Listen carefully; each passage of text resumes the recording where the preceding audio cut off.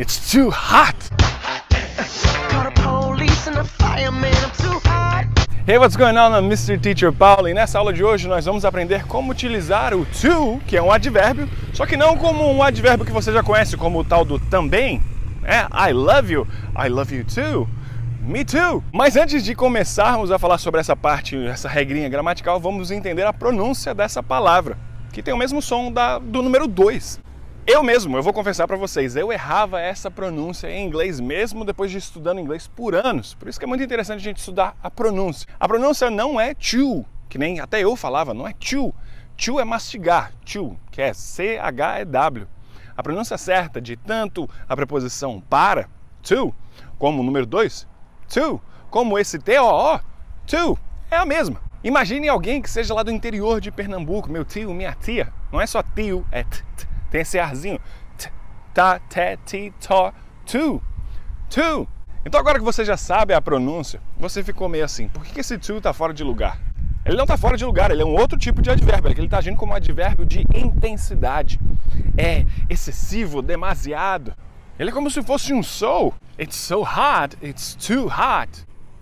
I'm sweating because it's too hot today. Só que o que você precisa entender é que às vezes esse to, esse advérbio de intensidade, que não vai estar no final, vai estar antes de alguma palavra, mais necessariamente antes de algum adjetivo, ele muitas vezes tem uma conotação um pouquinho negativa. E é justamente aí nessa questão de ser um pouquinho mais negativo, o to, negativo, que você consegue diferenciar o to pro so.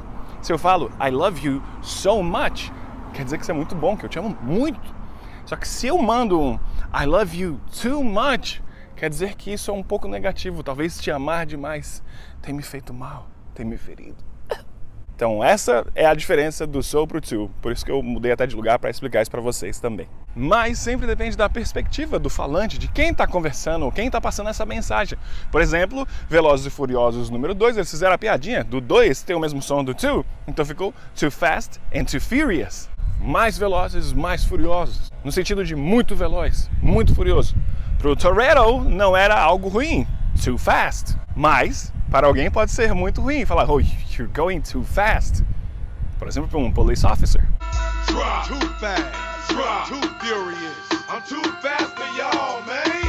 Então é isso, se você encontrar o to, como nesses exemplos das próximas frases que eu vou mostrar para você, nativos conversando e utilizando o to numa frase, ele vai significar em excesso, muito. Muitas vezes pode ser negativo, às vezes pode ser que não.